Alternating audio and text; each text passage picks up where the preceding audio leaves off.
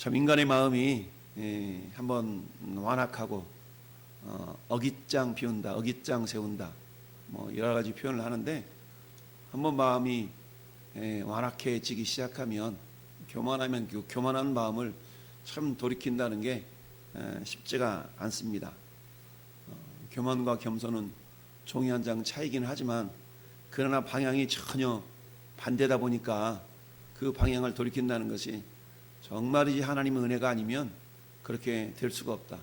그래서 우리가 회개하고 예수 그리스도를 믿고 하나님의 자녀가 된 것은 엄청난 하나님의 은혜인 것을 늘 우리가 생각해 봐야 되는데요.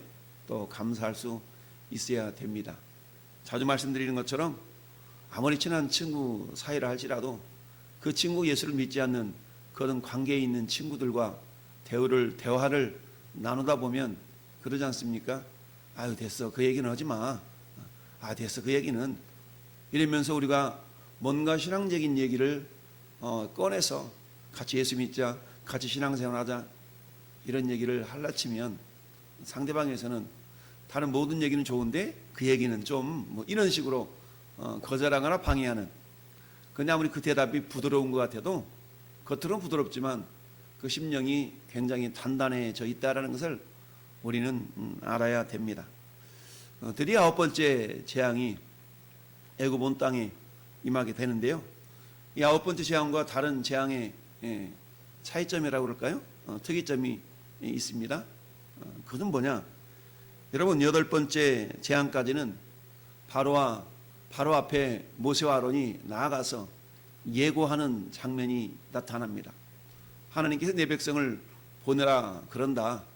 그래서 광야에 나가서 하나님을 섬길 것이니까 보내라 라는 예고와 그리고 바로왕의 거절, 이런 내용으로 되어 있지만 9번째 재앙은 21절 보면 여호와께서 모세에게 이르시되 하늘을 향하여 내 손을 내밀어 애굽 땅 위에 흑암이 있게 하라. 곧 더듬을 만한 흑암이리라.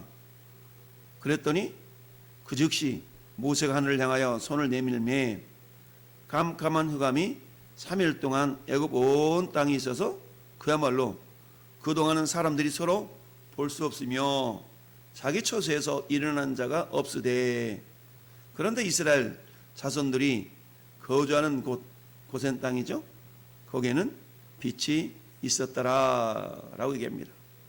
자, 예고 없이 흑암 재앙이 임하였다라는 것을 보게 되는데요.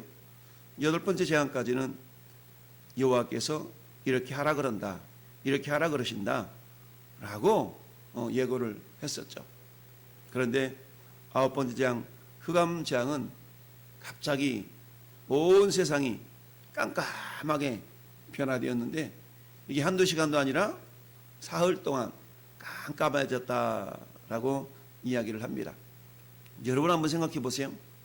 오늘 우리가 새벽 기도를 나오는데 요즘 같아서야 뭐 새벽이라는 느낌이 별로 안 들죠.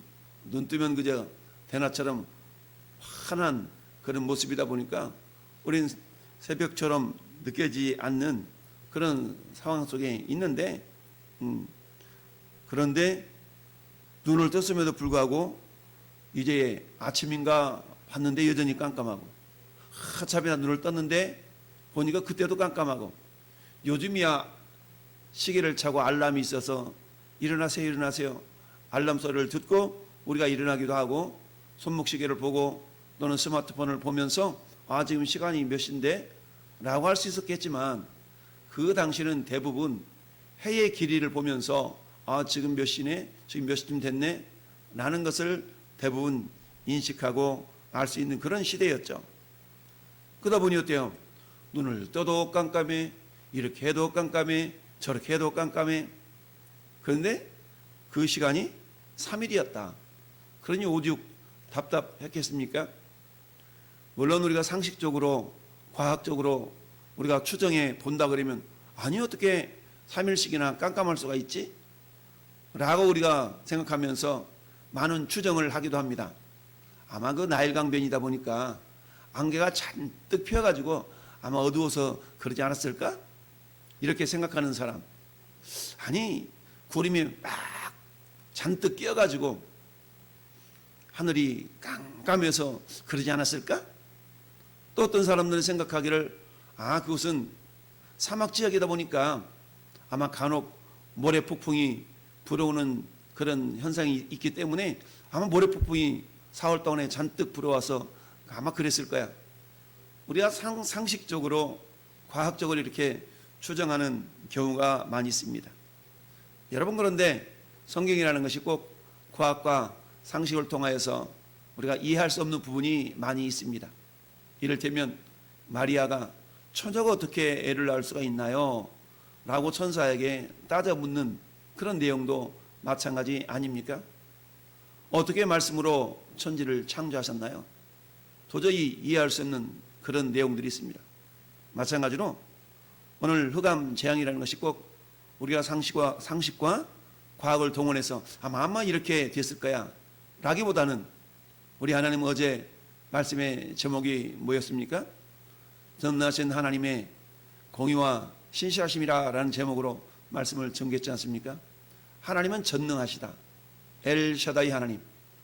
여러분, 창세기 17장 1절에 하나님이 아브라함에게 나타나셔서 그렇게 말씀하셨죠. 나는 전능하신 하나님이니 너는 내 앞에 행하여 완전하라. 나를 좀 제발 퍼펙트하게 완전하게 좀 믿어줄 수 없겠냐? 라는 그런 말씀이기도 하죠. 여러분, 흑암 재앙이 과연 어떤 의미를 가지고 있나? 여러분, 흑암 재앙이라는 것은 햇볕이, 태양이 사라져버린 이런 모습인 것이죠. 애굽 땅에는 다양한 우상들을 섬겼습니다.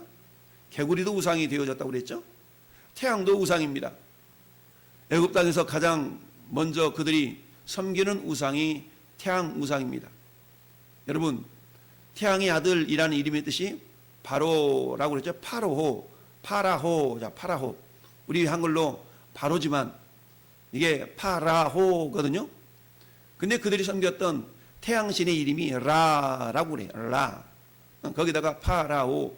이것은 결국 태양신의 아들이란 의미가 있죠. 그러니까 신의 아들이니까 나도 신인 거죠.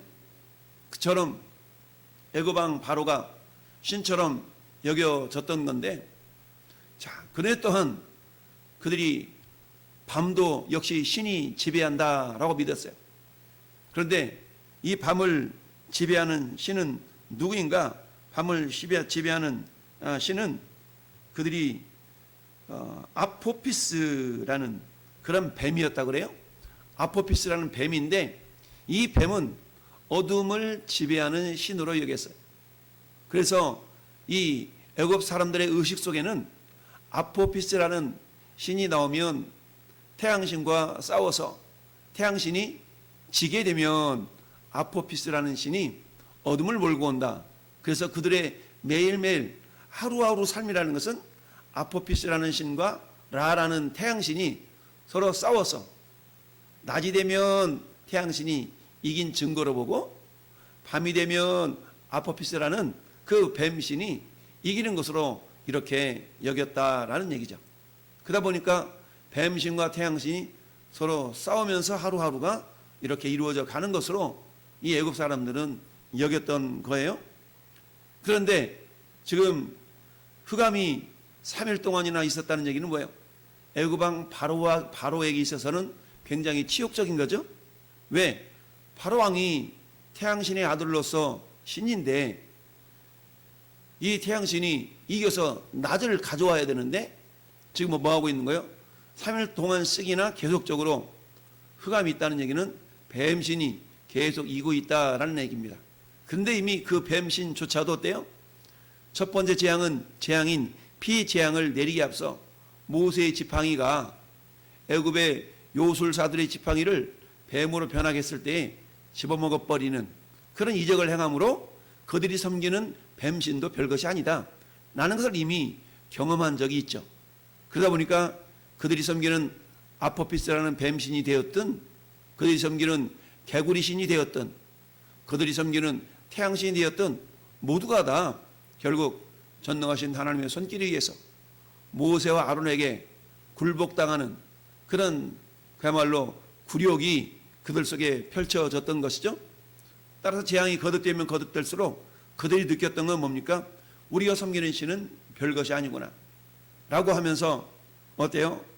10장 7절 말씀에 왕은 아직도 애굽이 망한 줄을 알지 못하십니까? 라고 요술사들이 감히 그들의 신인 바로에게 대드는 듯한 그런 모습을 우리가 보았던 것이죠.